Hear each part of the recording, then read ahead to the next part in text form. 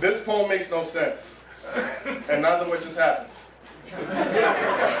But even if any of that did make any sense, 100 of that wouldn't add up to any dollars. There's no amount of whores that could add up to one wife. See, yet I would still rather try my hand at turning a hoe to a housewife than to date a good Christian girl with no humility.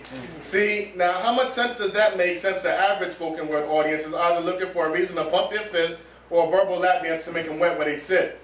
So blank stares, pity claps, and bullshit scores from slam judges await him when he steps on stage, as if they were itching to say, "Give us the next love poet. We want the pro-black revolutionary to make us feel better about being black because I'm not content with being me." Yet he still goes on stage, grabs the mic, and reads whatever was on his mind the day that he wrote it down, and spoken word artists write him off as a pretty good poet because he doesn't move the crowd.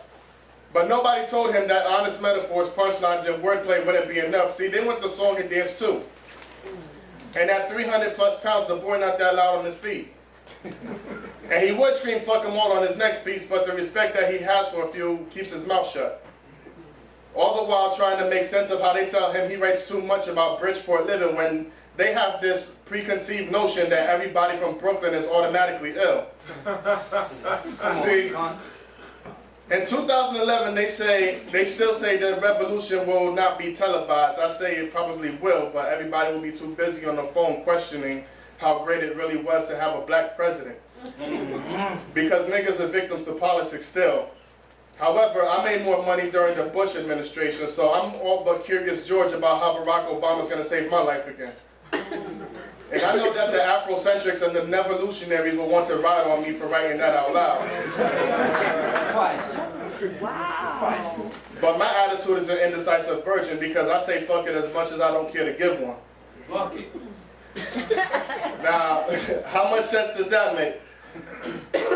Like, so to make sense out of that one, because the purpose of this poem was never to make sense, but instead to share my thoughts that I had before I discovered poetry, and the name of my art was called Some Shit I Wrote. And I say that to say this. In a time where poems are replaced by Facebook statuses and poets are pushed aside by performers, the last one spitting is going to be the one with something to say. Come on. Come on, man.